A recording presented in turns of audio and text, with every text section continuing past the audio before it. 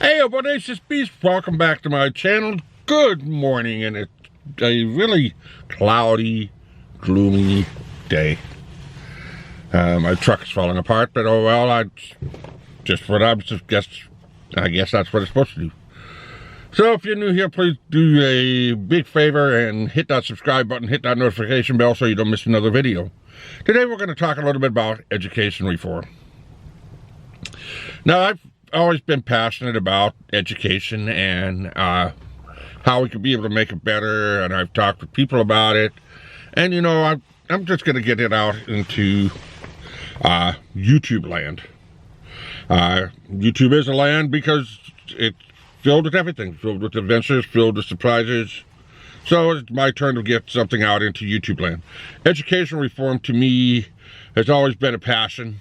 I've always said stuff about it, but nobody's ever listened to me, so I'm just going to put it out here so nobody can listen to me anyways. So my plan for education reform is, number one, we got to get rid of Common Core. Common Core, I think, is holding more kids back than ever before. I call it robot math because they don't have a way to be creative enough to be able to solve the problems. They're constantly being tested to be tested, which doesn't make any sense. It's not giving teachers a way to be creative, a way to be creative and bring out creativity in kids. Common Core involves with reading, writing, and arithmetic. Now, I don't really understand because writing is insanely important because it's got to be the most creative part of the entire process. Arithmetic, I can see a little bit of it, and reading, I don't see it at all. So, whether people agree to disagree, I think it should go back to the Oaks testing, maybe enhance it a little bit more. So, in my opinion, kindergarten should be full-time. Preschool should be enacted because I see it through my nephew that preschool actually really does enhance a child's learning abilities. So, keep it status quo, minus the Common Core junk, and P through 5 stays the same.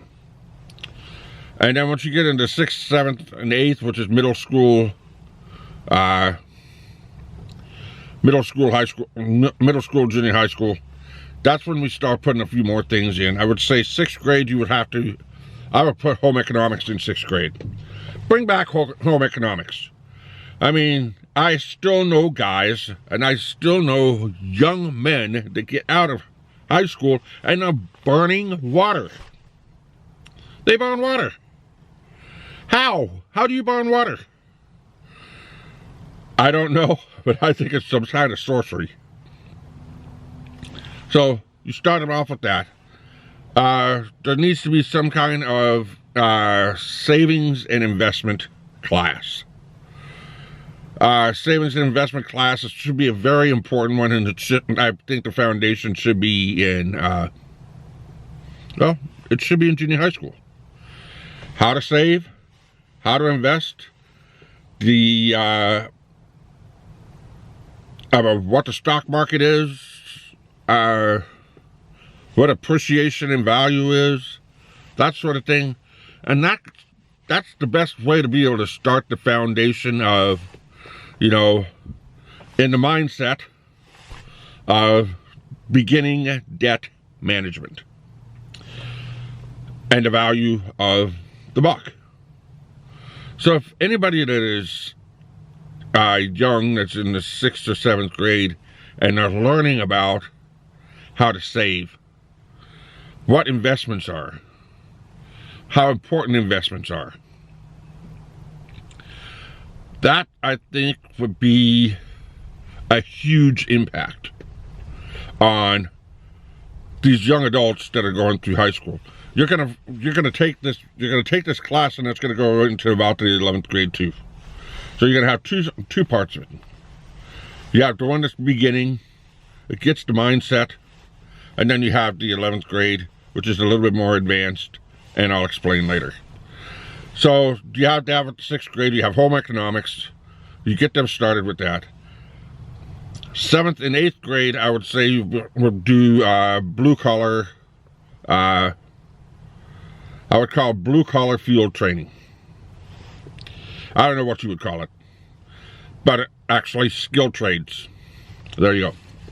So in the 7th and 8th grade, you're going to have skilled trades. You're going to have something that's going to be as basic as physical therapy or personal training. You're going to have small engine mechanics. You're going to have regular engine maintenance. You're going to have carpentry, cabinet making, electrician, plumbing, painting, welding, and people. Now, right now, I could say somebody say, "Whoa, wait a minute, welding at 7th and 8th grade? Are you crazy?" No, I'm not crazy.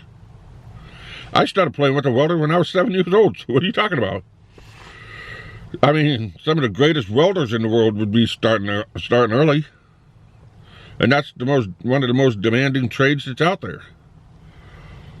And it fits in with just about all the other trades you could possibly even imagine. What'd be even nicer is if we could incorporate something like that in there, and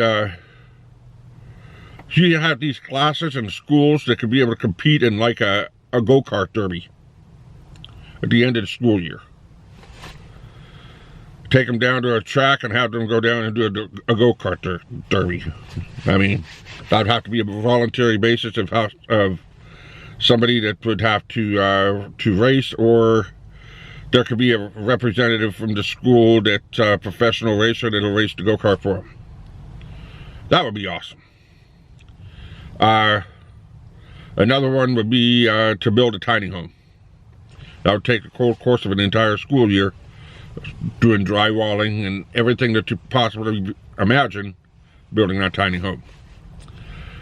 So that's a huge piece of it that you can put together, because, well, sports is after school, and it just fits. Then when you go into high school, then it's just fine-tuning of everything that everybody else wants. The more advanced jobs that people are looking for, and, well, if they want to go into the medical field, they have a little feel of the medical field, but they have a feel for everything that's available to them. Not just McDonald's and the Xbox. And in my opinion, if they're introduced to it, we could probably fill the shoes much easier.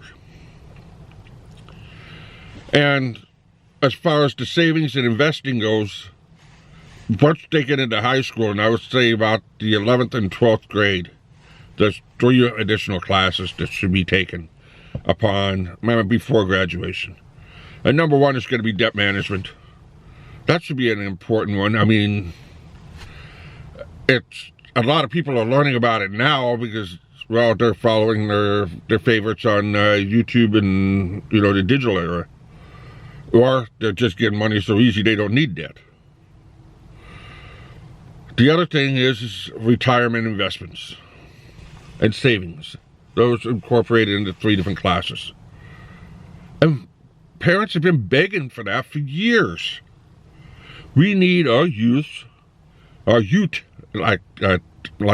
Joe Pesci would say, our youth can benefit from knowing what a Roth IRA is.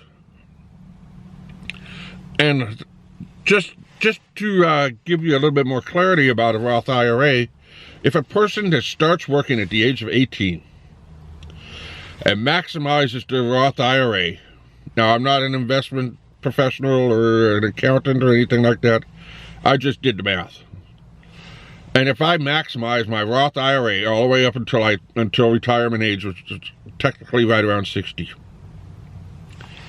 and I invested in that Roth and I maximized it every single year, But the average interest that I saw with a Roth IRA by the time they turn 60 is $3 million. And that's with all the taxes paid. You sit on a pile of $3 million at 60 years old. You don't have to work no more. You can say, adios, I'm done. I'm out of the workforce. So I just hope that someday we can actually get our education system geared more towards people wanting to do the things that they want to do, other than being stuck in time, which I have a feeling, which personally, I think it's right now, it's just stuck in time. So what do you guys think? Do you guys think education really needs an overhaul? Or should it just stay the same? Let me know in the comment section below.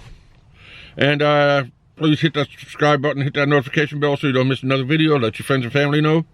Till next time, keep on rocking.